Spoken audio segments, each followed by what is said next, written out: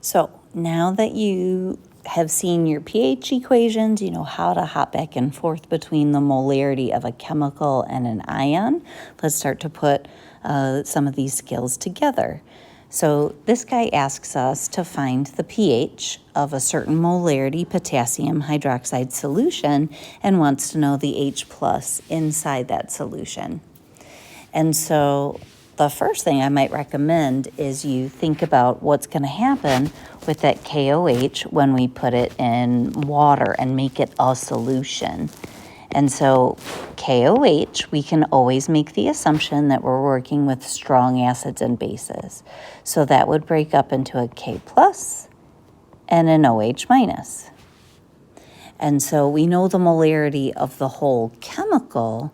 We need the molarity of the ion in order to use our pH-POH equations. So I know the molarity of the whole chemical is that 0.0136 number, and that capital M is an abbreviation for moles of KOH per liter. And I know that due to the 1-to-1 ratio between KOH and the hydroxide ion, for every 1 mole of KOH, I'm going to get 1 mole of hydroxide out of that. So the molarity of my ion is going to match that of the whole chemical. So this question has 2 parts. We want to know pH, and we want to also know H plus. So 2 questions going on there. So a couple different paths your brain could take. So here is one path. If you know the hydroxide concentration, if you took the negative log of the OH, that would get you the POH. So let me do just that.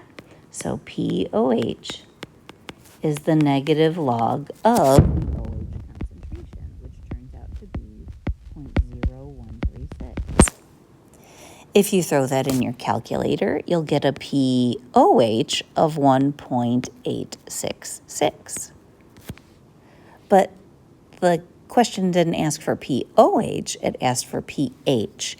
But don't we know that the POH and the pH always add up to 14? So if we did 14 minus 1.866, then I'll know what my pH is, 12.134. A really good habit to get into is to say, does this pH make sense for the kind of chemical I'm working with? I am working with potassium hydroxide, which is a base. It should have a pH of above 7, and it does. It takes 1 second to check that, and it'll prevent you from accidentally flipping pHs, POHs, H pluses, OH minuses. It's a very easy mistake to make, and it takes only 1 second to say, it's a base, it should have a higher pH. Well, now that I know the pH, I know the power of my hydrogen is 1, I'm going to take that and make it an exponent, right? 1 times 10 to the negative 12.134. The power of my hydrogen is negative 12.134.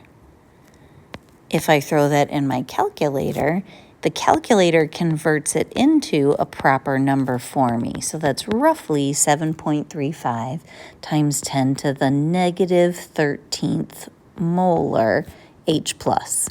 A really tiny concentration, which makes sense because I'm talking about a base. Why would I have a lot of H plus floating around?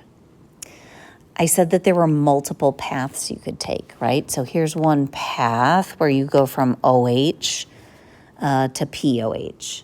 Another option is that you could say, well, if I know my OH minus concentration, I could find my H plus concentration by doing 1 times 10 to the negative 14th over that 0.0136.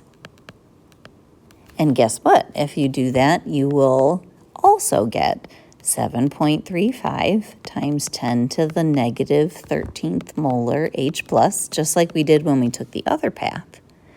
And then if you want your pH, when you know your H plus, you could do the negative log of 7.35 times 10 to the negative 13th. And guess what? You will, once again, get that same 12.134 like we did before.